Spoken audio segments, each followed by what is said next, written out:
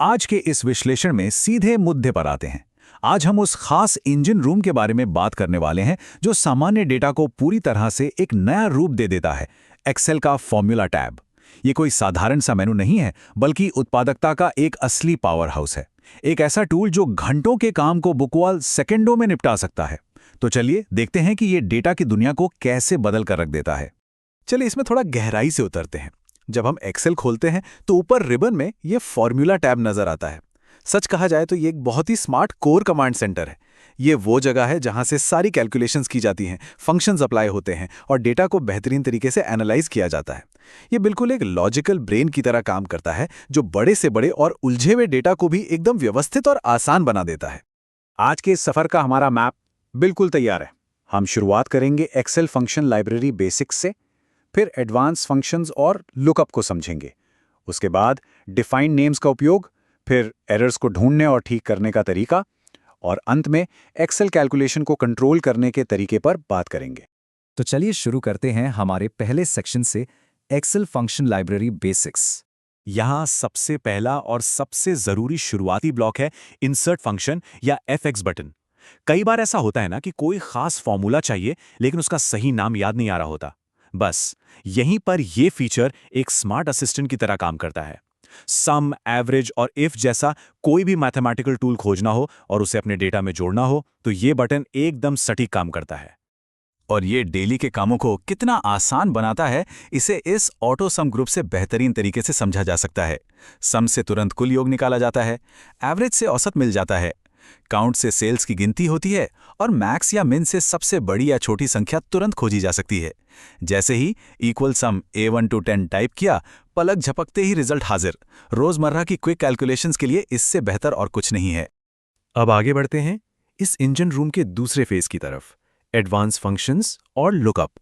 Function library के अंदर जो वैरायटी है वो सच में हैरान कर देने वाली है। फाइनेंशियल काम के लिए पीएमटी से लोन की ईएमआई निकाली जा सकती है या एफबी से फ्यूचर वैल्यू का पता लगाया जा सकता है। मैथ्स और ट्रिग्नोमेट्री के लिए राउंड, एसक्यूआरटी यानी स्क्वायर रूट जैसे टूल्स मौजूद हैं।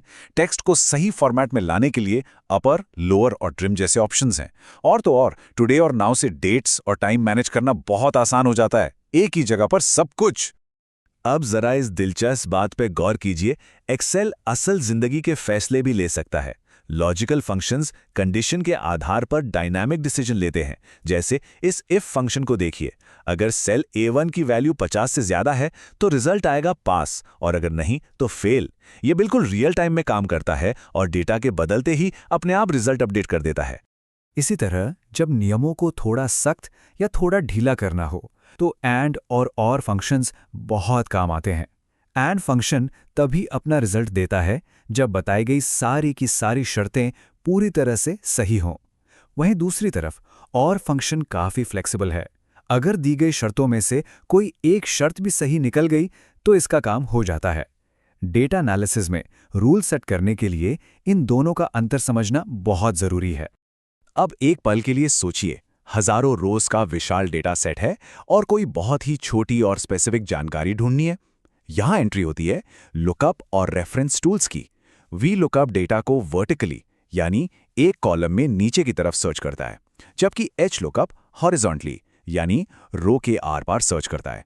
इंडेक्स और मैच के साथ मिलकर ये टूल्स किसी भी भारी भरकम डेटा सेट में से तुरंत जानकारी निकालने के लिए एकदम सटीक हथियार हैं। चलिए अब इस विशाल एनालिटिकल पावर को व्यवस्थित करने वाले फेज में चलते हैं, डिफाइंड नेम्स का उपयोग। नेम मैनेजर के जरिए एक्सेल की एक बहुत ही आम समस्या सुलझ जाती है। अक्सर बड़े फॉर्मूले समझने में मुश्किल होते हैं, सही, लेकिन नेम मैनेजर के इस्तेमाल से किसी भी सेल या रेंज को एक कस्टम नाम दिया जा सकता है। उदाहरण के लिए A1 से A10 तक की रेंज का नाम सीधे सेल्स रखा जा सकता है। अब फॉर्मूले में कॉम्प्लेक्स रेफरेंस की जगह सिर्फ सेल्स लिखना होगा। इस छोटी सी ट्रिक, मेरा मतलब है आदत से फॉर्मूले पढ़ना और मैनेज करना बहुत ही आसान हो जाता है। अब बारी है थोड़ा जासूस बनने की। हमारा चौथा सेक्शन, ऑडिटिंग और एरर्स ठीक करना। स्क्रीन पर अचानक से कोई एरर दिख जाए तो जो टेंशन होती है उसे दूर करने के लिए ये प्रोसेस किसी सीक्रेट चीट कोड जैसा है। ट्रेस प्रेसिडेंट्स और डिपेंडेंट्स का उपयोग करके ये पता लगाया जा सकता है कि कौन सा सेल किस फॉर्मूला से जुड़ा हुआ है। अगर गलती की असली जड़ तक जाना हो तो इवैल्यूएट फॉर्मूला का इस्तेमाल होता है, जिससे कैलकुलेशन स्टेप बाय स्टेप टूटकर सामने आ जाती है।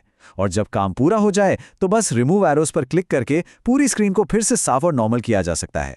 इसके अलावा भी कई शानदार डायग्नोस्टिक टूल्स मौजूद हैं। शो फॉर्मूलाज बटन पर क्लिक करते ही रिजल्ट की जगह सारे फॉर्मूले सामने आ जाते हैं। एरर चेकिंग तो अपने आप ही छुपकर बैठी गलतियों को ढूंढ निकालता है। लेकिन यहाँ सबसे जरूरी टूल है वॉच विंडो।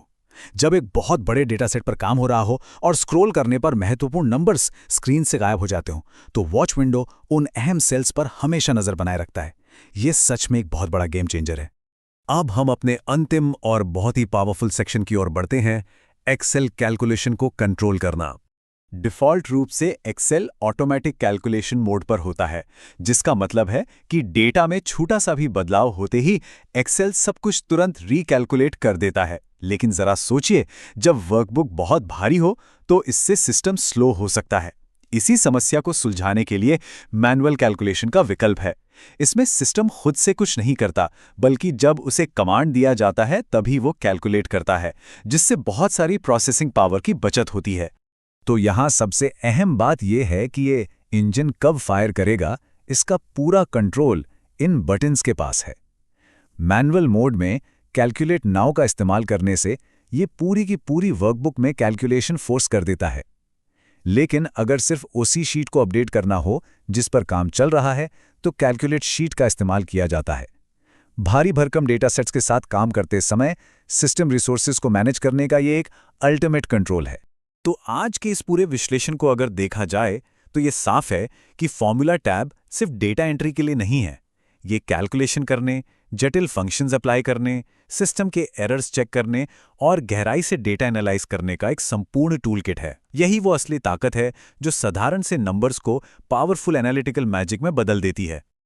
अब एक ही दिलचस्प सवाल बचता है, जब इस तरह के कमाल के ऑटोमेटेड कैलकुलेशंस और एरर चेकिंग टूल्स सीधे हमारी उंगलियों पर मौजूद हों, तो डेटा की दुनिया का अगला कौन सा असंभव लगने वाला प्रॉब्लम सॉल्व होने वाला है? इस अपार शक्ति के साथ अब बस नए समाधान खोजने की देरी है। नई संभावनाओं की खोज इसी तरह जारी रहनी चाहिए।